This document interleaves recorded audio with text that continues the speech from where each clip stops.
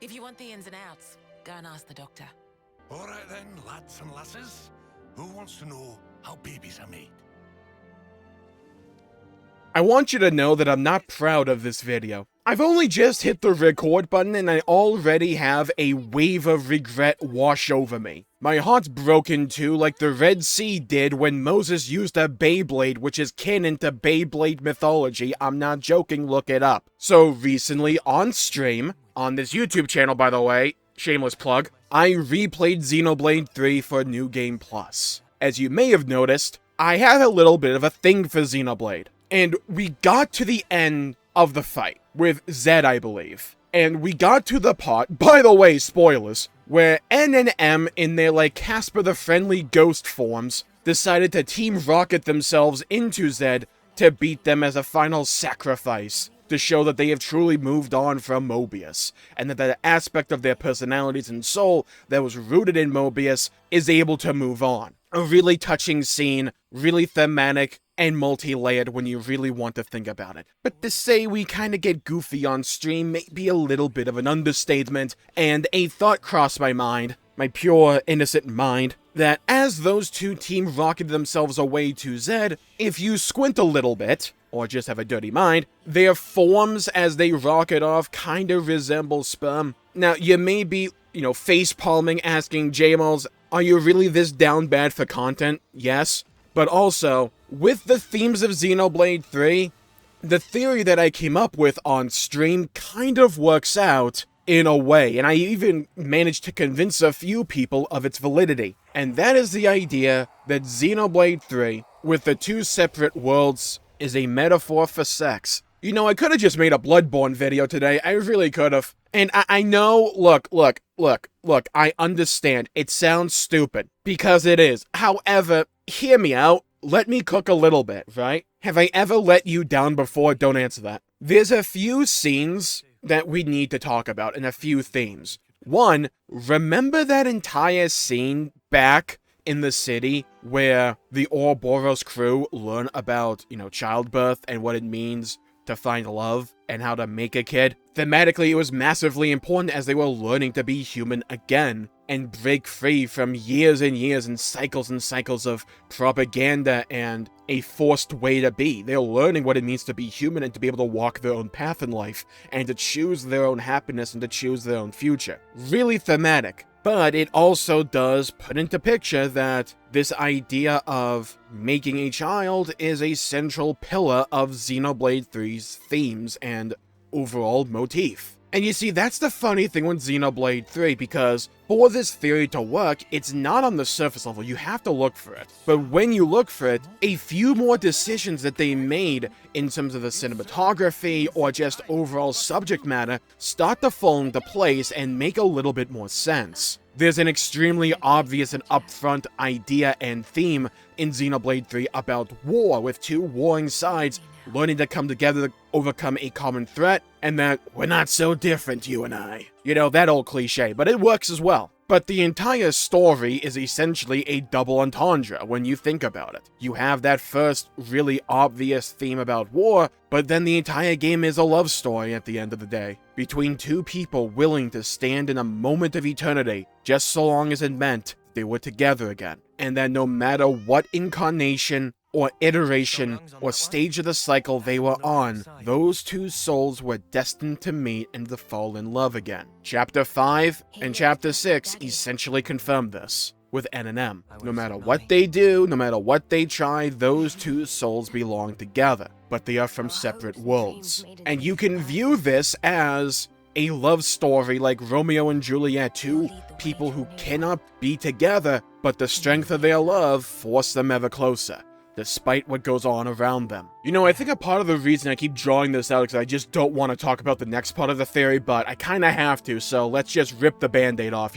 So at the end of the game, N and M finally are willing to move on, to no longer be Mobius and to step into the future, whatever it may hold. And you may have wondered like me, well, why did they shoot it like this, in this weird-ass background that borderline looks like it's seizure-inducing? And why'd they just beam off into like a ball of light? Or two balls of light towards a source? And this is going to sound like a stretch, but, like I said, let me cook. Bear with me. At the end of their union, where they experience so much happiness together in that moment of eternity, it must finally end. Does it sound like a particular kind of act? So they transform into the little balls of light that kind of resemble sperm cells and go towards Zed, who in this analogy, I hate everything by the way, could be considered the egg. Again, let me cook. This is hard for me too, just as much as it is hard for you to listen to. But we gotta get through this, we're Xenoblade fans. And by God, I will find the subtext. So help me God. So N and M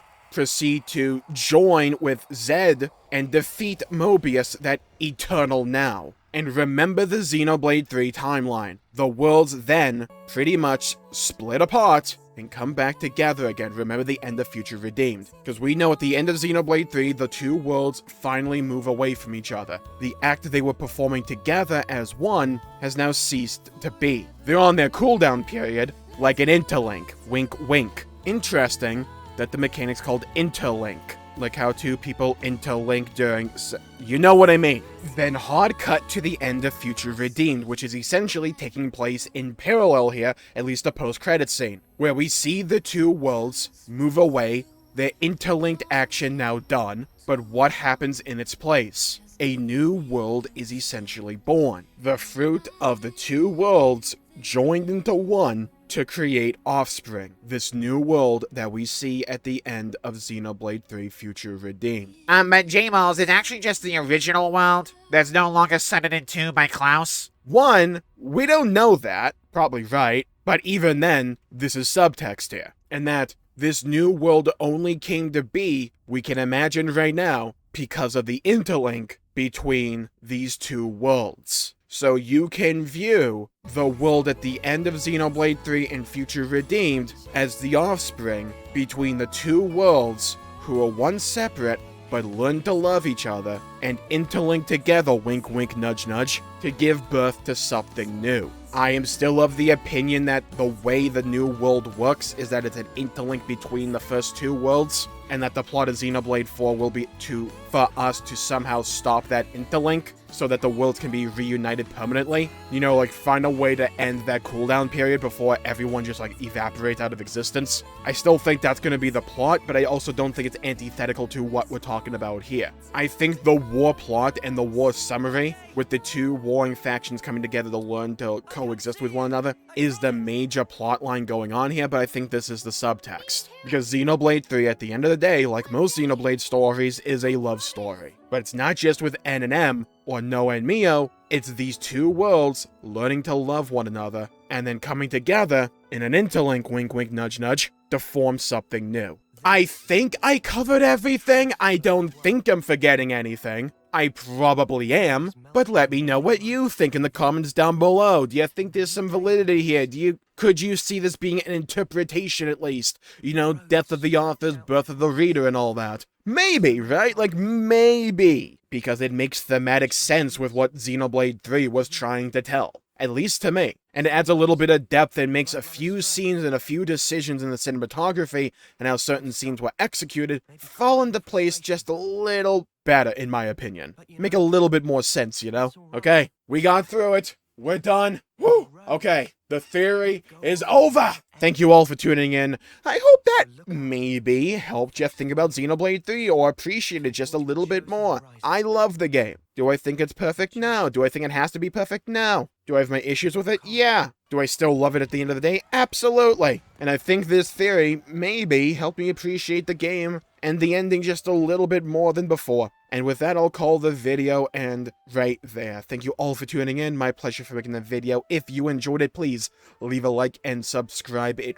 really helps the channel out and helps support future content, and I greatly appreciate it. Stay safe, have a great day, and I'll see you all next time. Bye-bye, everybody. Until we meet again.